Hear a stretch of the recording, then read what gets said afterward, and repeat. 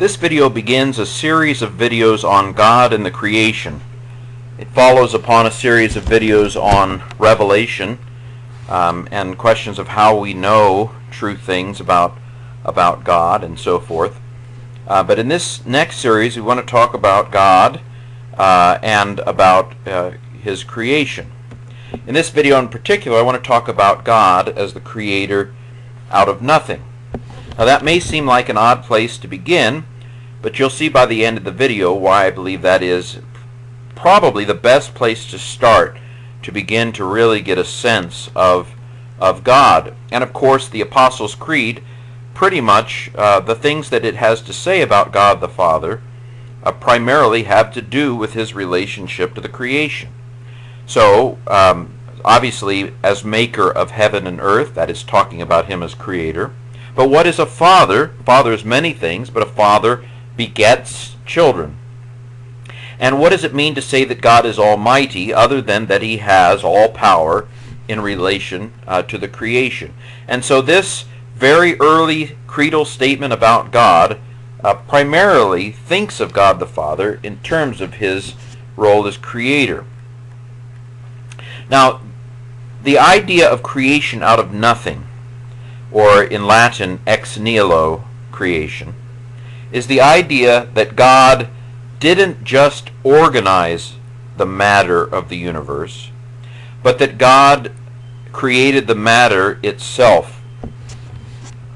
Now, you don't have to agree, but it is, I think, the consensus of most historical theologian scholars right now. Consensuses can change, of course, but I believe the current consensus is that the idea that God created the world out of nothing was especially forged in the Gnostic controversies of the 2nd century, that is, of the 100s AD. Now that may seem odd, because probably most Christians read the Bible and at various points and verses that I'm going to show you in a second, just assume that when it's talking about creation, it means creation out of nothing. But the current consensus would say that that just wasn't an option on the multiple choice test. That is to say that even though that seems like what the Bible is saying, that it probably wasn't something that would have entered the mind of the author of Genesis or the author of Hebrews, that probably just wasn't a question that they were asking. And so that even though what they said may fit with creation out of nothing, that probably wasn't what, for example, the author of Hebrews was thinking when he wrote Hebrews 11:3. Now, all of this is subject to debate, and if we're really interested in the truth, then we're willing to modify our position if we're given a sufficient basis. But this would seem to be what most of those who know the most about this issue think right now. Now, I don't want to spend too much time, but let me just briefly explain how that could be. Again, there are those who argue to the contrary. Of course, just because you can argue for something, just because it's possible to argue for something, doesn't necessarily mean that it's probable. This is a distinction. I think a lot of times we are attracted to scholars who say what we want to hear. Whereas if we're really interested in truth, then we want to know what the most likely interpretation is. And so although Genesis 1 and 2 can be interpreted to refer to creation out of nothing completely, the most likely reading of Genesis 1 and 2 would seem to be that God started with certain chaotic waters and created order out of those. This goes back to the incarnation principle I've talked about in previous videos. That God in Revelation doesn't primarily try to bring us up to where He's at, but that when God has revealed Himself in Scripture and in the church, He has largely started where people were and then moved them to the next level, or moved them along. And so there is in Revelation always a point of commonality with the people to whom God is speaking, and yet there is something that's unique and different. And it's always the part that is unique and different that is most important in Revelation. So, for example, historically, at the time of Genesis, there were other creation stories. There was, for example, the Babylonian Enuma Elish. There was Hesiod's, maybe a little bit later, there was Hesiod's Theognis, and the Greek creation story. In the other creation stories of the time, the gods start with primordial, chaotic waters, and then they create order out of that chaotic water situation. What is unique about Genesis, in other words, the part that would seem to be the inspired point, is the absence of conflict.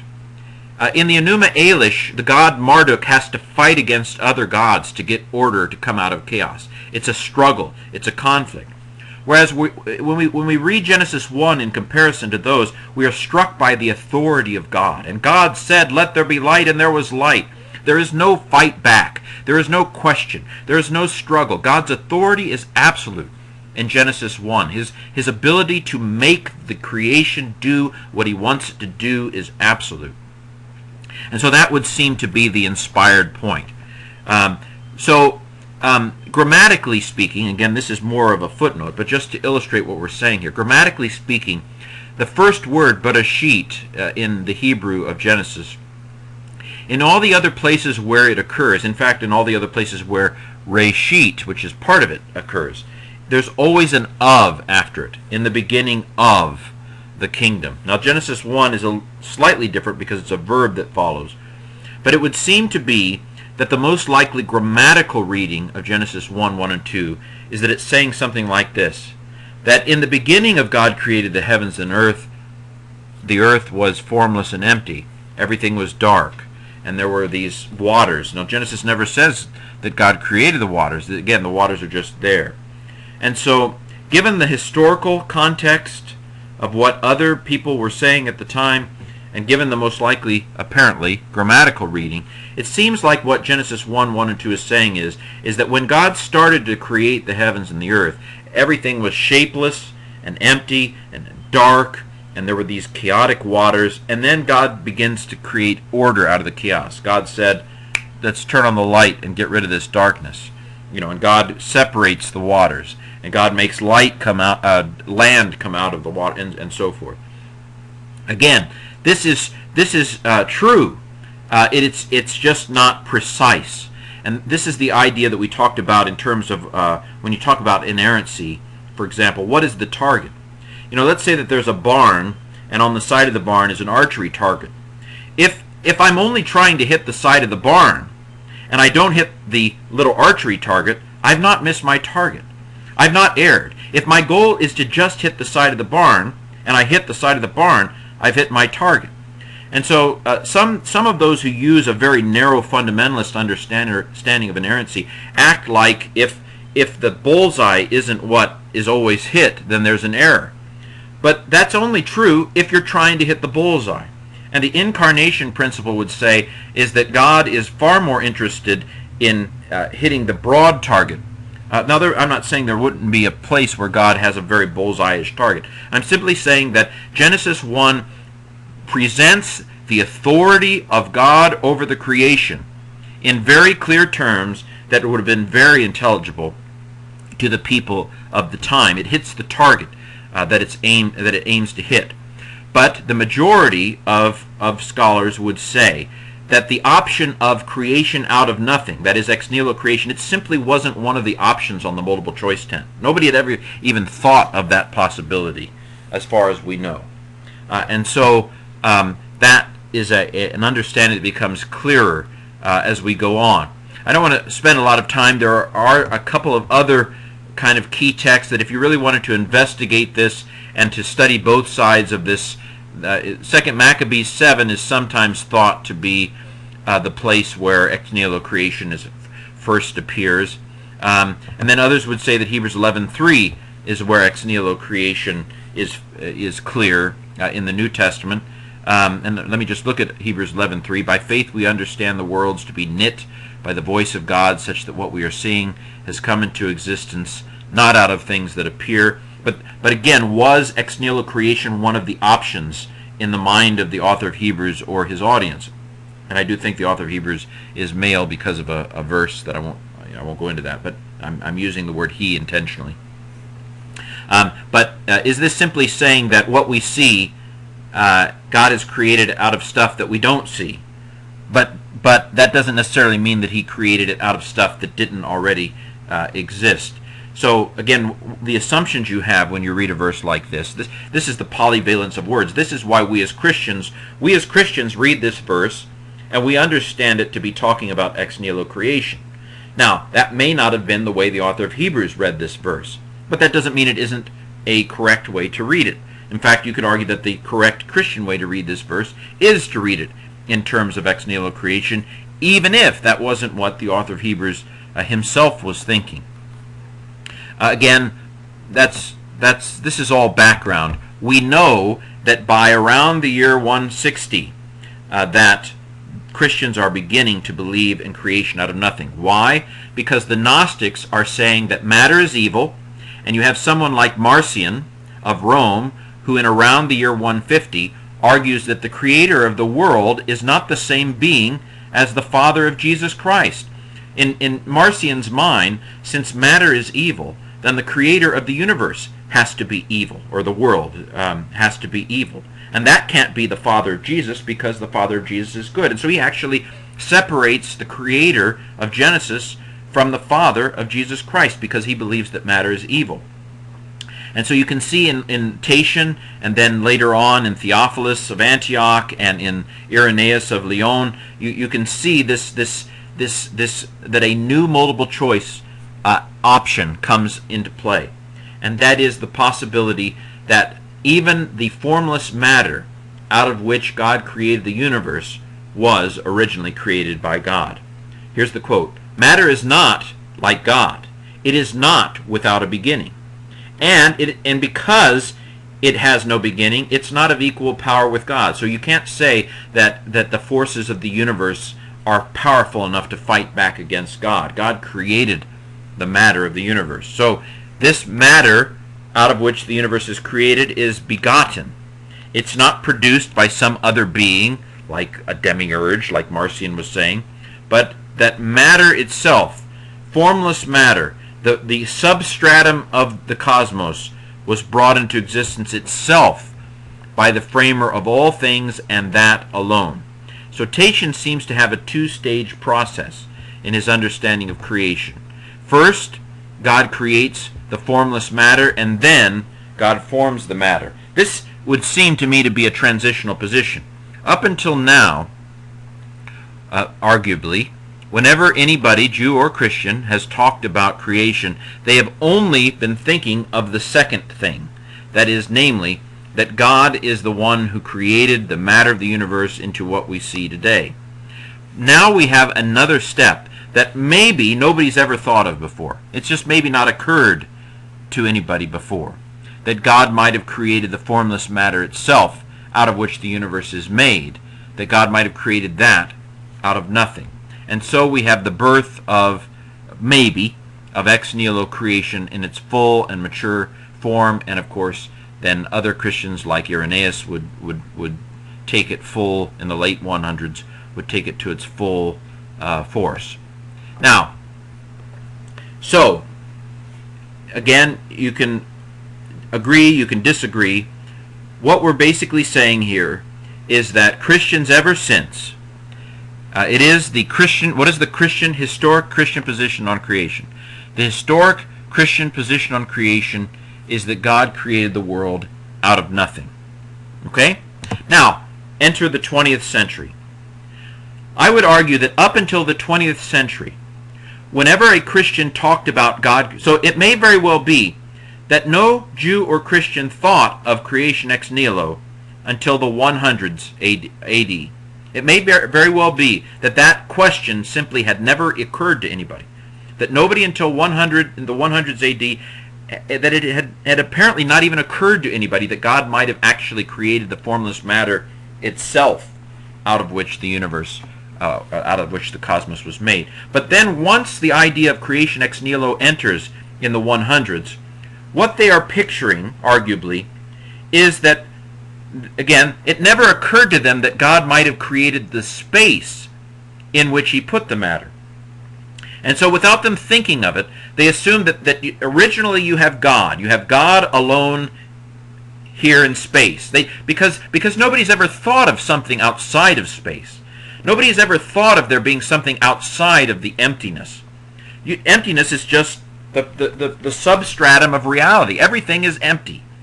And then God, who is the only thing that exists in that emptiness. I mean, again, this question, the way I'm talking about it, they would have never even thought of what I'm saying. It just didn't occur to them. It wasn't in the multiple choice answers. So, but the picture, as it were, the picture of the universe, even when they believed in ex nihilo creation, was that God is in this emptiness, and God creates the stuff that he puts in this emptiness. So it's creation out of nothing, but it's creation of matter out of nothing. But the assumption is that there is this space in which God creates it is a given, and that God is here in this space. Now enter Einstein's theory of general relativity, where we realize that space can expand and contract. Space can get bigger and space can get smaller. Particularly when you're around something like a sun, space bends near a sun. Space contracts near high mass. And of course, the Big Bang Theory is the idea that all of the mass of the universe was in a ball at a certain point in the past. And that would imply, according to the theory of general relativity, that all of space was similarly around that ball. So no longer do you have this idea of empty space in which God places stuff. Now ex nihilo creation becomes something else. For example, we talk today in science of there being an end to emptiness, that space ends. Emptiness ends. Well, what is beyond emptiness? I don't know. Our minds cannot comprehend. In fact, some cosmologists wonder if the universe isn't a little bit like a Pac-Man, where it disappears off the one side of the screen and then it comes back on the other, or something called a Mobius strip, where if you keep going to the right, eventually you come from the left. But space has an end. These are things that our minds can't comprehend. But it has implications for ex nihilo creation, because it means that creation out of nothing. Now, and again, this is something that no patristic theologian, you can quote Augustine, Aquinas, you can quote Luther, Wesley, you can quote Calvin, you can quote any Christian prior to the 20th century, and none of them are thinking that God created the emptiness and the matter. They're thinking he created matter out of nothing. That means that theology has something new to say that has never been said in the history of the universe. Something true to say that has never been thought before. And that is not just that God created the stuff that he put in the space, but that God actually created the space in which he put the stuff. There are implications. It implies that God's essence is outside this universe. And I should put outside in quotes because we have no point of reference to even know what we're talking about here. God is other. Heaven, that is where God is not up somewhere. It's not anywhere in the universe. I had a Christian comic book that had a pretty part of the Milky Way galaxy and said, maybe heaven is here. Well, if that's where God's essence is, it's not here. It is not in this universe. God created the universe out of nothing, including the space in which he put the nothing. That means that God's essence is somewhere else, whatever that means. It implies that God has as much power as he created. Every possibility of this universe is a possibility that God created. Therefore, God has the power for everything possible in this universe. And as I'll say in a second, maybe he can do things that are impossible in this universe. Of course, we believe he can. God has as much power as he created because he created it out of nothing. Now here's one that we don't often get our head around. It implies that God knows every possibility of this universe because he created every possibility of this universe. It's not like me in the kitchen where I might accidentally cook something that tastes good. I might accidentally cook something that tastes good because I didn't create the ingredients and I didn't create the rules that say how those ingredients mix. But if God created the universe out of nothing, he created the possibility of evil, he created the possibility of sin, he created the possibility of pain. There is no difference in God between experiential and theoretical knowledge, because God created experiential knowledge. He created what it means to suffer on the cross. He created what it means to sin. He knows exactly what it feels like to sin, because he created the possibility of feeling something when you sin. He created it all out of nothing, and that means he knows every single possibility of this universe. God does not learn something when he becomes human in Jesus Christ. That's just, you don't understand ex nihilo creation if you think something like that. It probably implies, and of course we believe, as Christians we believe that God is present everywhere in the universe. We believe that. I mean, I'm talking about what is implied here, what follows naturally. We believe things that go beyond what is implied. But implied in the fact that God creates the universe is out of nothing is probably the implication that God can be anywhere in the universe. And of course we believe he is everywhere in the universe. Now it may imply some more things. It may imply some other things. It may imply that all that we know about God we know by analogy. You see, I believe that all of the theology prior to the 20th century still retains a significant amount of anthropomorphism. Don't quote Augustine or Aquinas or Calvin to me. Don't quote them to me, because they simply weren't able. It wasn't even an option to understand ex nihilo creation profoundly until general relativity. There is no theologian you can quote to me prior to the 20th century who has even been able to go here. And that's why I believe that so much talk of theology that we have today still is simply making God a big guy. That really, if we understand the profundity of what we're talking about here, then we probably know what we know about God by analogy. And of course, this is a deeper explanation of the incarnation principle. Of course, God meets us where we are, because God has to come within our universe to reveal himself to us. What God is outside this universe, man, we don't know that other than what he's revealed to us.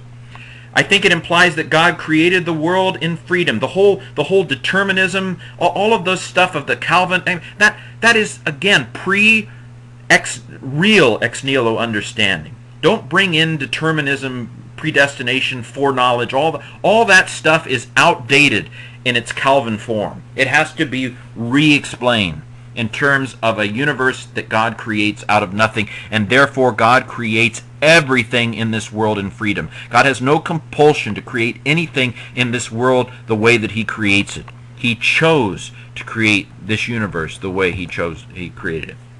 I think it also may imply, and of course these are things I believe by faith, that what is impossible in this universe does not apply to God. You probably heard the old argument that from creation, the argument of the cosmological argument is the idea that I look in this universe and I see that everything in this universe, if there's an effect, that there's a cause, and so there must be some cause of the whole universe, and this we call God. This is Aquinas' argument, one of his arguments for the existence of God. And the typical response is, well, then where did God come from? Well, again, this argument doesn't understand ex nihilo creation.